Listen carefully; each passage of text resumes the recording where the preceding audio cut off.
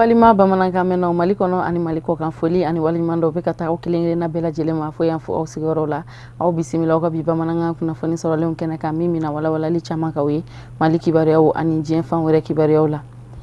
Jabali commune kɔnɔ Segubugu Bayikaw fɛ yen nɔ silamɛya dɛmɛtɔn Ansar u y'a lajɛ ka jitɛmɛsira dɔ labɛn maloforo kɔnɔna na walasa ji ka se ka tɛmɛ a tɛmɛcogo ɲuman na ka se ka maloforo ninnu bɛɛ lajɛlen lasɔrɔ. An b'aw ladɔnniya k'a fɔ a musaka bɔbaga o kɛra Ansaru de ye sefa wari $30,000 a bɛnna o de ma. An ka mɔgɔ minnu tun b'a kɛnɛ kan Sherifila Jabaraniso tɔgɔ la Moktar Bagayogo Ibrahim Kulibali an ka jɛ an k'u ka sɔrɔlenw ɲamada.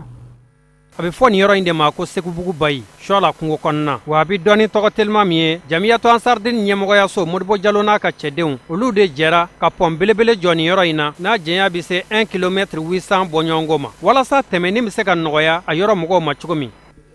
Karamɔgɔ foro mun b'a bɛɛ lajɛlen hectare 15 hectare 14 ni tila o de bɛ sɛnɛ hectare tilankɛ o siraba mun bilalen Bayi kɔnɔ ye foro in Bayi de don Segubugu Bayi de don hectare 400 an ye foro lajɛ u ye foro situation yira na ne tɛ fɛn dɔn maliforoko la mais n y'a dɔn k'a fɔ yɔrɔ in kɔnɔ yɔrɔ minnu aménagelen don n'an sera olu la ɲɔgɔn o ne ni yɔrɔ tɛ cogoya kelen donc an y'u ɲininka gɛlɛya minnu bɛ ko kɔnɔ u ye nin yɔrɔw jira an na k'a fɔ olu kɔni yɛrɛ bɛ musaka caman don a sɛnɛ siraw fɛ farikololabaaraw fana u b'o kɛ mais nin yɔrɔ in u fanga ka dɔgɔ la n ko ma ni Ala sɔnna layiru tɛ ni seginna comme projet ka ca Mali fan bɛɛ de bɛ an ka mara kɔnɔna na donc an kɔni b'a lajɛ ni nin sera ka ye priorité la n taara n y'a ɲɛfɔ an ka bureau mɔgɔw ɲɛna u ma gɛlɛya don a la n nana kuma ɲɛfɔ karamɔgɔ ɲɛna k'a fɔ vraiment an bɛ fɛ ka na baara dɔ kɛ yɔrɔ in na. Musaka min taara ka don baara in na a bɛ t'i jɔ sefa wari $30,000 bɔɲɔgɔnko la a bɛɛ lajɛlen bɔra Jamiyatu Ansardin tɔndenw kun maa wɛrɛ ka dɛmɛ d'a la. Donc jiko de kɛmɛ k'u sɛgɛn ani sirako ni digiko ni pɔnko donc président national yɛrɛ n'o ye Modibo Jara ale n'a ka délégation wulila ka na yɔrɔ ninnu bɛɛ lajɛlen filɛ k'a ban ka sɔrɔ ka ne ni Sori sugandi k'a ɲɛmaya d'aw ma ne ye entrepreneur ne k'a baara kɛ teliya la $28,000 ani $100,000 o de kɛra ka baara in kɛ an ka tɔn yɛrɛ mun bɛ yan kurumari bɛɛ olu farala ɲɔgɔn kan k'a daminɛ depuis an bɔra karamɔgɔ ka pɔn min na sisan ka munumunu kana a bɛ kilo 5 ni kɔ bɔ a kanali n'a jiri n'a fɛn bɛɛ k'a bɛɛ lajɛlen tigɛ pour que ka accès nɔgɔya o fana wari bɛnna $8,000 ani dɔɔni ma o y'olu ka apport personnel ye mais baara min kɛra a bɛ maa mun servir a ka ca hectare 400 Fa Tarawele y'a fɔ sisan ko du sigiyɔrɔma min bɛ balo fɛn na k'a ka ca du sigiyɔrɔma 400 bon du sigiyɔrɔma 400 e yɛrɛ k'o évaluer k'o jateminɛ a pont a curage ani a arroseur n'a distributeur ani jijugudɛrɛ pont ni fɛn ninnu an y'a bɛɛ lajɛlen kɛ n'Ala ka dɛmɛ ye $28,000 ani $100,000 baara in an ye baara in daminɛ le 11 le 24 an tilala baara tile 15 an y'o de kɛ baara in na 15 jours su fara tile kan de 7h à 7h. Wa yɔrɔ in kɛrɛfɛmaw a bɛ kɛ sababu ye ka minnu ni lahinɛ u bɛɛ y'u ka nisɔndiya n'u ka ɲɛɲɛrili yira nin baara in kɛli la. An bɛ kɛnɛ min kan sisan nin ye wasa kɛnɛ de ye an jɔlen filɛ yɔrɔ min na an kan ka jɔ ji de la nka Ala ni karamɔgɔ ka dɛmɛ an filɛ nin ye pont de sanfɛ bi a ɲɛ a kɔrɔ a bɛɛ lajɛlen tun ye ji ye an b'an ka motow de bila yan ka kilo 1 de taama ka sɔrɔ ka taa karamɔgɔ ka foro la Ala ni karamɔgɔ ka dɛmɛ bɛɛ lajɛlen ye hɛrɛ sɔrɔ ko karamɔgɔ nani kɛra hɛrɛ ye diɲɛ ma wallahi a kɛra kurumari fana ma hɛrɛ ye kurumari y'o sɛmɛntiya an jɔlen sisan an bɛ sari mɔgɔw nana u nana dilan a kɛra bonya ni wasa ye kanari in dilala a kɛra dilanko da baara bɛɛ kɛra k'a ɲɛ kosɛbɛ u ye fɛn bɛɛ kɛ a karamɔgɔ an b'a fo Ala y'a kɛ an bɛ sari yɔrɔ nana u ye kanari in dilan u y'a dilan k'a kɛ wasa ye maa mun bɛ sɔn a na a ka ca maa 400 ye o bɛɛ bɛ hinɛ kanari in na an b'a fo su ni tile Ala k'a n'a wasa ka da ka ɲɛfɔ mɔgɔ minnu bɛna foro in na u bɛna Ala de kama ka da ka tɛna k'u bɛna karamɔgɔ filɛ u tɛna k'u karamɔgɔ den filɛ karamɔgɔ tɛ a den tɛ donc o la kana Ala kama karamɔgɔ ka foro kama donc o ye Ala kama baaraw de ye ni baaraw baara bolodala mɔgɔw bɛna fan bɛɛ lajɛlen fɛ ka bɔ fan bɛɛ lajɛlen fɛ donc o la kɔfɛ an b'i Modibo fo k'a barikada ka da ka nin sababu ɲuman bɔra ale de la ale de ye sababu y'a kɛ président Modibo Jalo vraiment a ye nin baara min kɛ an content na an jigi sigila komi a ye fɛnw ye interview la cogo min na foro kun bɛ cogo min na cɛnɛ kun bɛ cogo min na n'a dilanna cogo min na bɛɛ lajɛlen y'o ye ni ne ko n b'a fɔ ne b'a fɔ n ko nin tɛ karamɔgɔ ka foro ye n b'a fɔ n ko nin ye fantanw ka foro de ye. Nin baara n'a bɔɲɔgɔnko ninnu bɛ jate faso dɛmɛ walew ye ani jamana dɛmɛ ni walew sabu n'i ko sɛnɛ i ko adamadenya sinsinni. An ka jamana sariya sunba Cour constitutionnelle a y'a jira ko jamana sariya senkura olu kan ka segin ka bila ka taa wasabulon kɔnɔ walasa ka taa a yɔrɔ dɔw lakili. Abdul Karim Sako n'a ka Jatala Baba Keita u sera ka ɲininkali dɔw ko kun kan an ka jango ɲamada. Bon, Cour constitutionnelle kɔni y'a ka décision ta a ye laɲinina dɔw ɲini gouvernement fɛ ko gouvernement ko bila a ka projet de réforme na. Donc ça veut dire que a bɛ taa tuguni assemblée ka bilo gouvernement bɛ segin a ka hakilina dɔw kan. Donc Cour constitutionnelle pour ka conformer Cour constitutionnelle ka proposition na. Donc ce qui a bien obligé tout une couple à l'Assemblée nationale là. Donc l'Assemblée nationale va statuer au fait on fait.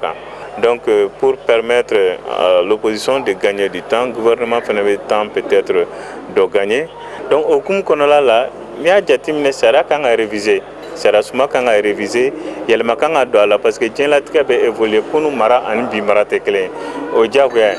Mais ame nyingalim ke est-ce que ame gelea min kono bi mali be situation min kono bi est-ce que oni o ban permettre anga sara suma yelema parce que ni a jatimne jamana mbe degun kono min jamana mte degun kono umara to te kele jamana mbe degun kono généralement jamana kono dum bere be wele ka jatimne pour que anga kilnon ke kele anga fango franjongo pour que jamana be degun kono. Farafina tomba Union Africaine aka lajɛrɛba min kun bɛ sen na Addis Abeba juillet kalo tile 3 ani a tile 4 an b'a ladɔnniya k'a fɔ o baaraw bɛɛ lajɛlen kuncɛra lajɛrɛ in kɛnɛ kan a taku 29 Farafina jamana ɲɛmɔgɔw ani a gouvernement ma ɲɛmaw u jɛra ka hakili jagabɔ kɛ ka ɲɛsin sira camanw ma Mali jamana kɔnɔdenw bɛnkan minnu ni o bɔra ka bin o kɛnɛ kan o kanuna Mali jamana kɔnɔden caman fɛ Abdul Karim Sako a n'a ka Jatala Baba Keita an ka jɛ an k'u ka sɔrɔlenw ɲamada. Ni ye ne ɲininka hakilina ɲuman don wa Union Africaine yɛrɛ kan ka fo a hakilina la nka an b'a fɔ hakilina in nana retard la dɔɔni et puis problème wɛrɛw bɛ a nana retard la pourquoi indépendance n'a bɛ fɔ a ma souveraineté ka kɛ i yɛrɛ ma hɔrɔn ye yɛrɛma hɔrɔnya ti papier kanko dɔrɔn ye yɛrɛma hɔrɔnya ye ka se k'i ka frontière défend yɛrɛma hɔrɔnya fɛnɛ jamana kɔnɔna na o ye wariko ye n'o ye financement ye parce que tu sais k'a fɔ k'i yɛrɛma hɔrɔn ye i b'a fɔ mɔgɔ min ma k'e yɛrɛma hɔrɔn ye olu ma e ka tila ka taa fɔ k'olu ka wari d'i ma donc l'Afrique ka dépendance ka bon kojugu à l'égard de l'Occident donc ni initiative taara k'a fɔ ko an ka k'an yɛrɛma hɔrɔn ye a initiative ka ɲi. Bon hakilina min don je crois que diɲɛlatigɛ la adamaden i mana kɛ i kɛra adamaden ye o i kɛra jɛkulu ye o n'i bɛ ko o ko kɛ f'a ka sɔrɔ i bɛ s'i yɛrɛ kɔrɔ bon k'a fɔ ko an ka farafina jɛkulu k'a fɔ k'a ka se k'a yɛrɛ ta sur le plan financier c'est à dire que wariko ta fanfɛla la je crois que hakilina ɲuman don n'a sera ka kɛ munna parce que hakilina ɲuman fɔlɔ ye fɛn mun ye o ye k'a fɔ n'u sera k'u yɛrɛ ta la waati nataw kɔnɔna na ko bɛ ko la a tɛna se ka jagoya an kan n'a ma se ka jagoya an kan je crois que ko bɛ ko la an bɛ se ka an yɛrɛ ta kɔnɔ k'a fɔ tiɲɛ yɛrɛ la nin kɔni n'an ye initiative fɛn fɛn ta k'a fɔ k'an b'a kɛ farafina hukumu kɔnɔna na ou bien farafina ka ɲɛtaga hukumu kɔnɔna na i bɛ taa sɔrɔ maa wɛrɛ sen t'a la mais a bɛ kɛ n'an yɛrɛ ka hakilina ye a bɛ kɛ n'an yɛrɛ ka kokɔrɔw ye a bɛ kɛ n'an yɛrɛ ka ɲɛtaga a bɛ k'an yɛrɛ ka ɲɛtaga hukumu kɔnɔ quoi bon ni a financement k'a fɔ k'a bɛ se ka sɔrɔ a bɛ se ka sɔrɔ farafina tɛ continent ye k'a fɔ ko continent min don ko fantanya b'a la a ta yen parce que an yɛrɛ bɛ yɔrɔ min na bi n'i ye diɲɛ continent 5 jateminɛ farafina n bɛ se k'a fɔ anw bara yan nafolo min bɛ anw fɛ yan a tɛ diɲɛ fan caman na mais u sera k'u yɛrɛ ta cogo di u y'a dɔn k'a fɔ ni an yɛrɛ tɛ fewu an tɛ se k'a avancer o ye conscience de ye mais n'a fɔra ko ko farafina kan ka se k'a yɛrɛ ta financièrement ne b'a fɔ n k'a bɛ se a bɛ se sanu b'an fɛ yan pétrole b'an fɛ farafina yan wa mɔgɔw bɛ anw fɛ yan mun bɛ se ka a bɛɛ baara kɛ k'a sɔrɔ an mago ma se mɔgɔ wɛrɛ ma o nafolo a bɛ taa min a tɛ taa kɔfɛ o a bɛ to an yɛrɛ de fɛ yan n'a nafolo bɛ to an yɛrɛ fɛ yan a bɛ se k'an ka farafina a b'a développer. O de b'an sɛnsɛn ka diɲɛ fan wɛrɛ kibaruyaw lasɔrɔ Musa Fɔnba a sera ka fɛn minnu fara ɲɔgɔn kan ka bɛn ni bi ye an ka jɛ an ko ɲamada.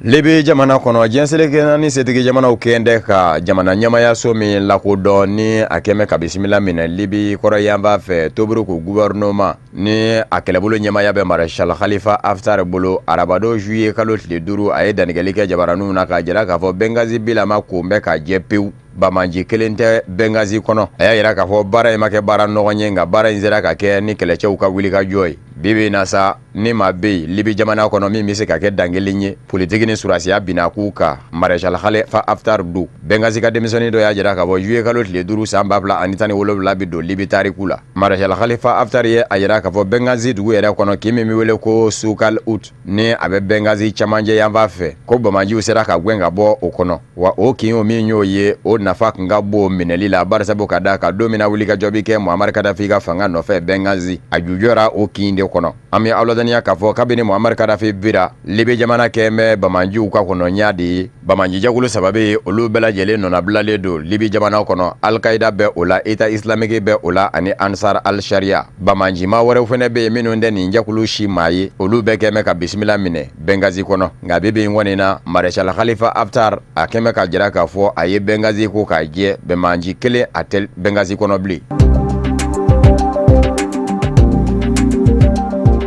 Benin jamana kɔnɔ Patrice Talon jamana ɲɛma kun ye jɔfuranjɛ kelen dama min kɛ ka ɲɛsin Faransi faba Paris mɔ a seginna ka don Cotonou Benin baba la ka bɛn ni juillet kalo tile 4 a jiginnen pankurunjigi kɛnɛ kan a sɔrɔla ka mobili ta ni k'i kunda a yɛrɛ dagayɔrɔ kan. Jɔfuranjɛ kelen taama min ɲɛsinna Faransi faba Paris mɔ a t'an kun bɛ jateminɛ kɛ kɔsada in na a ye taama min kɛ kɛnɛya nasara kan ka Faransi jamana sɛgɛrɛ k'i yɛrɛ furakɛ ka jateminɛ kɛ ni a ka kɛnɛya tigilamaw ye yala furakɛli da ninnu bɛ ka kɛnɛya wa ani kɛnɛya tigilama minnu kun bɛ ɲɔgɔn fɛ taama na Benin jamana denw na olu sera ka kunnafoni di kunnafonidilaw ma k'a fɔ maa minnu ɲɛsinnen kun do a furakɛli ma Faransi jamana kɔnɔ olu y'a yira k'a fɔ a bɛ ka sɛbɛkɔrɔ nɔgɔya. An bɛ awladaniya k'a fɔ Patrice Talon juin kalo tile 19 dɛnɛndonya dɔ a donnen Benin baba la Cotonou o y'a sɔrɔ mɔgɔw ka kuma cayalen don jamanadenw na. Jamana ɲɛmaa tunu bɛ madun t'a dɔn a taa bɛ taama min na Faransi a ma taa jamana tɔgɔ la taama na yala mun de bɛɛ la minnu ni olu sɔmin ka diya wali kelen ni olu kɛnɛ kɛ k'a mɛn k'a fɔ ɲankuma a bɛ ka kɛnɛya de ɲɛɲini o yɔrɔ bɛɛ lajɛlen la kɔrɔfɔ kɔni tora ka lase ɲɔgɔn mɔ fo a nana dɔn k'a fɔ ani bana dɔ de na kɛ ɲɔgɔn na ɲankuma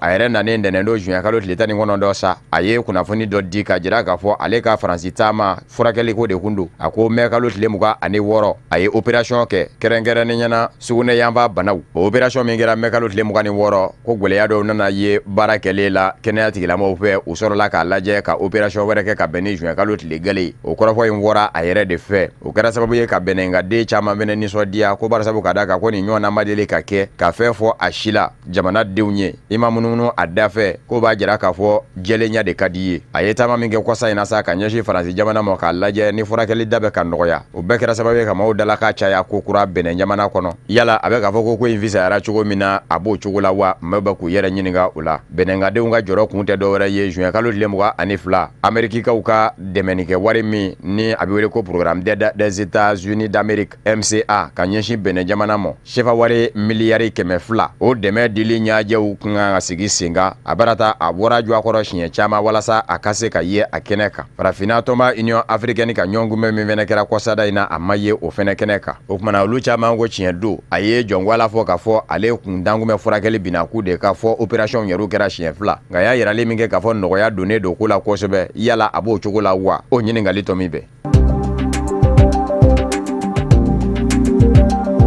avril kalo tɛmɛnen Faransi kiri ɲɛmaw ye sɛgɛsɛgɛli dɔ dayɛlɛ ka ɲɛsin Gabon jamana mɔ kɛrɛnkɛrɛnnen ɲɛna kalata kɔfɛ manga min ni o kɛra jamana ɲɛma Ali Bongo Odimba ani fangasiinamatɔ ɲɛma Jean Ping ni ɲɔgɔn cɛ ni Ali Bongo Odimba ye a jira k'a fɔ a ye sebaya ta ni Jean Ping ma diɲɛ ni a ye a kɛra sababu ye fan filaw ka maaw ye ɲɔgɔn sɔrɔ faaliw minnu kɛra olu la o bɛ ka taa danga min na u ko min ma ko crime contre l'humanité ni o ye hadamadenya buruja walew ye Faransi kiri bɛ ka jateminɛ kɛ o kan Faransi kiri ɲɛmaw kɛlen k'a fɔ ko sɛgɛsɛgɛli bi dayɛlɛ ka ɲɛsin Gabon jamana mɔ kɔrɔfɔ in ma bɛɛ Gabon ma ɲɛmaw mɔ u ye bataki dɔ sɛbɛn juillet kalo tile 4 k'a jira Faransi jamana na k'a fɔ a bɛ k'i yɛrɛ sɔrɔ binaku min ka nin ye k'a tɛ kɛ sababu ye ka Gabon jamana basigi u tɛmɛnen kɔfɛ cakɛɲɔgɔnya min bɛ Faransi jamana ni Gabon jamana ni ɲɔgɔn cɛ a bɛ kɛ sababu ye k'o lanɔgɔ an b'a ladɔnniya k'a fɔ septembre kalo la san 2016 Gabon jamana den dɔ de bɛ yen o de sera Faransi kiiribulon la ka nisɔngoya jira yen ni u k'a ma ko plainte ka ɲɛsin Gabon ma ɲɛmaw ma ko kalata kɔfɛ man ka senfɛ k'u ye hadamadenya buruja wale kɛ a y'a yira k'a fɔ ale ka seereya ye fɛn min ye ale yɛrɛ o tɛ kalo tile 31 ani septembre kalo tile gale Jean Ping min ni ale kun bɛ o nɔfɛ jamanakuntigi kalataw la ko dondara kɛ ale nɔfɛ Jean Ping ka dagayɔrɔ la ka minɛ ka taa ni a ye ka taa ale sɛbɛkɔrɔ lajaba ma mɛnna ni Faransi kiri ɲɛmaw ye a dala k'a lamɛn u kun y'a ɲini a fɛ k'a bɛ ka fɛn min jateminɛ ko kɔnɔ ni o ye crime contre l'humanité ye hadamadenya buruja wale ko minɛ tɛ se ka kɛ o mɔ nka Faransi kiri ɲɛmaw labanna ka na minɛ kɛ o mɔ Gabon ma ɲɛmaw ye a jira k'a fɔ Faransi jamana ka dɔn k'a fɔ a ka yɛrɛma hɔrɔnya b'a bolo cogo min Gabon jamana fɛnɛ ka yɛrɛma hɔrɔnya b'a bolo ten wa man kan jamana kan hɔrɔnyalen a kiiribulon ka wuli ka se a jamana kan hɔrɔnyalen ɲɔ dɔ mɔ k'a bɛ t'o kiiri ko kɛcogo t'o la o kumana kalata kɛra Gabon jamana kɔnɔ maa min ye sebaya ta o ye Ali Bongo Odimba de ye wa bɛɛ bɛ na sigikafɔw bɛ senna Gabongadenw yɛrɛ dama ni ɲɔgɔn cɛ min bɛ se ka to yɛlɛmaw minnu ni olu kan ka don sariyaw la walasa don nataw la kalataw bɛ se ka kɛ kalata ye min bɛ bɛn bɛɛ lajɛlen ma o dabaliw tigɛlen don ko kumana k'a ta bɔ Faransi jamana kiiribulon ma ɲɛmaw ye u k'a fɔ k'u bɛ wuli ka jɔ kɛ ka n'u don fɛn na fɛn min t'u ɲɛsira la Faransi jamana ka yɛrɛma hɔrɔnya b'a bolo cogo min Gabon jamana fɛnɛ ta b'a bolo ten Rwandakaw ka jamana ɲɛma Paul Kagame ye dantigɛli dɔ kɛ kunnafoni di so la ka bɛn ni araba juillet kalo tile 5 ye a ko diɲɛ seleke naani setigi jamanaw ka lasigiden minnu bɛ Rwanda jamana kɔnɔ u bɛ ka t'u n'u don Rwanda kunganko la a tɛ u ɲɛsira la kalata min o bɛna kɛ uti kalo tile 4 kalata don min bɛna kɛ jamanadenw de fɛ k'u nikama ta k'o sigi jamana kunna nka diɲɛ seleke naani lasigiden minnu bɛ Rwanda jamana kɔnɔ u bɛ k'a lajɛ ko u b'u sen don kalata la k'u k'a dɔn k'a fɔ fɛn do fɛn min di bɔ u ye an bɛ aw ladɔnniya k'a fɔ juma nata kalata labɛnni jɛkulu commission électorale ale bɛ a ka jaabi labanw bɔ k'u bin maa minnu ni minnu ka kan k'u kanbɔ kalata la o gafe bɛɛ lajɛlen bi sidɔn nka bibi in na sɔmi sɔrɔlen don diɲɛ seleke naani setigi jamanaw fɛ k'a fɔ maa minnu tɛ fanga ɲini jɛkulu kɔnɔ ni olu ye jɔnyɛrɛ yew ye indépendants olu caman sen bɔlen don kalata in na kalata labɛnni jɛkulu fɛ ka sabu kɛ dalilu ye minnu bɛ a yɛrɛ bolo o de bɛn tɛ diɲɛ seleke naani setigi jamana ninnu mɔ Paul Kagame jamana ɲɛma min kɛn bɛ k'i kanbɔ a yɛrɛ sigiyɔrɔ nɔfɛ ani Franka Abineza ni o ye fanga ɲini jɛkulu parti démocratique vert ye o cɛbɔ olu fila de tɔgɔ bɛ yen fɔlɔ diɲɛ seleke naani setigi jamanaw kɛn bɛ k'a ye k'a fɔ jɔnyɛrɛ yew ni u k'u ma ko candidat indépendants olu sen bɛna bɔ ko in na Paul Kagame y'a yira k'a fɔ minnu bɛ Rwanda jamana kɔnɔ u ka jamanaw tɔgɔ la diɲɛ seleke naani setigi jamanaw la u bɛ Rwanda jamana kɔnɔ ka sabu kɛ cakɛɲɔgɔnya min bɛ Rwanda jamana ni u ka jamana ni ɲɔgɔn cɛ nka kanu yɛrɛ kɛ kalata labɛnni jɛkulu ye Rwanda jamana kɔnɔ ko jɛnti kɛ ni o ye